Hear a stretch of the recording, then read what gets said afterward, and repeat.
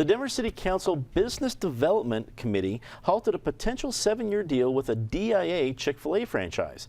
This comes after some Denver City Council members voiced their concerns over the chain's executives' stance on gay rights. Dave, this is we haven't had the official, the contract hasn't been officially stopped. It's going to go to the next level of the city council. So I don't know if we're just hearing some comments for public fodder or if the council really wants to get into this fight. What do you think? The council should make sure to appropriate some money for legal expenses and a significant possibility of losing. The Supreme Court has ruled on a closely related issue in the 1996 case by Justice O'Connor, Board of County Commissioners, Wabaonsee County, Kansas versus Umber, where there was a solid waste disposal contractor and the county county commissioners didn't like them because the contractor had, exercising its free speech rights, criticized some of the county commissioners, and so they nixed the contract, and the Supreme Court said, no, actually, independent government contractors have the same free speech rights as government employees do. Now, that was for something that was an existing contract. Chick-fil-A is not an existing contract, at least at the airport, so maybe that's distinguishable, but that is the Denver City Council's only possible slender defense for its actions.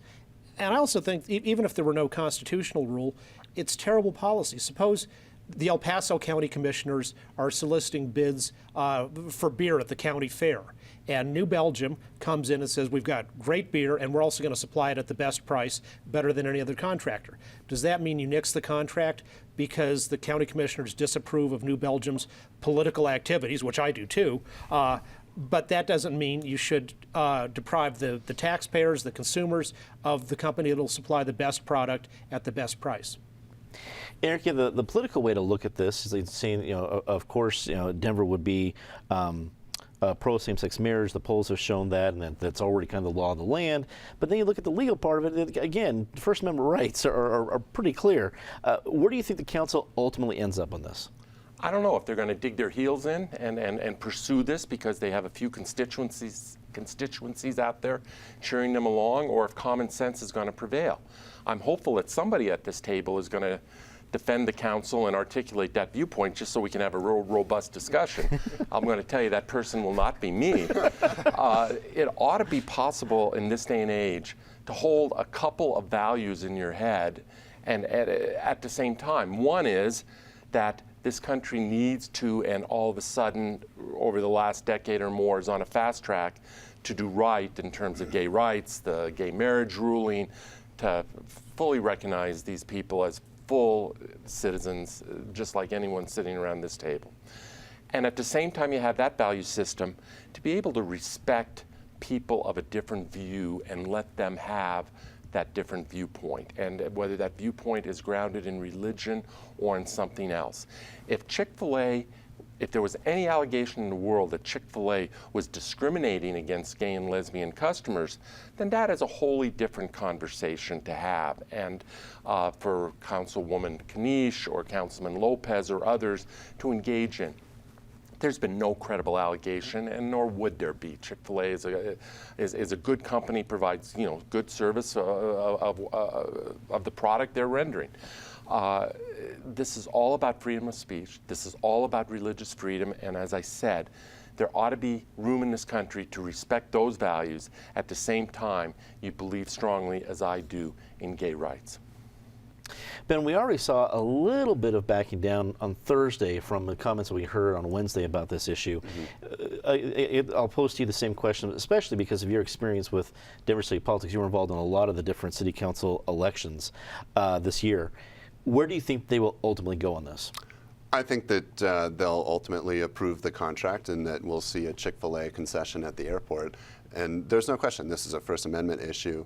I think that there's some political calculus going on from some of the members of council who are doing this, and I think you've seen that they grabbed their initial headline and they're clearly already backpedaling pretty quickly. And we're talking about Chick-fil-A as if there's a national imprimatur on this franchise. It is a local small businessman who's actually starting his first enterprise on his own. He's been an operator in the concession space for years and years, working with his father. I spoke with the gentleman last night, and it's just totally preposterous for the city to do something like this and hurt an entrepreneur, hurt the entrepreneurial spirit in the city, and also be counterproductive to the airport's mission, which is to extract the most value possible from these concessions to help offset our fares so that we can continue to enjoy nice fares and fly around the world at reasonable prices. This is really just totally backwards in my view, and I think the council will quickly correct the action and approve the contract as it should be, because these contracts don't really get to the stage where it is without being totally vetted and basically in line to be approved. So I think that they will approve it. Pat, you're the last chance to defend the council. It rests entirely on your shoulders. It's your choice. I'll defend them on one very tiny, tiny slice, which is the problem with Chick-Fil-A at the airport is they don't stay open on Sunday. And I think, why have concessions for the travelers coming in and out on one of the busiest days that's closed? I mean, if you have Larimer Square, as the landlord, you can say you must be open for lunch. They do that to restaurants there. There's no reason they can't say to concessions coming into the airport, you have to be open on Sunday, one of the busiest travel days of the week.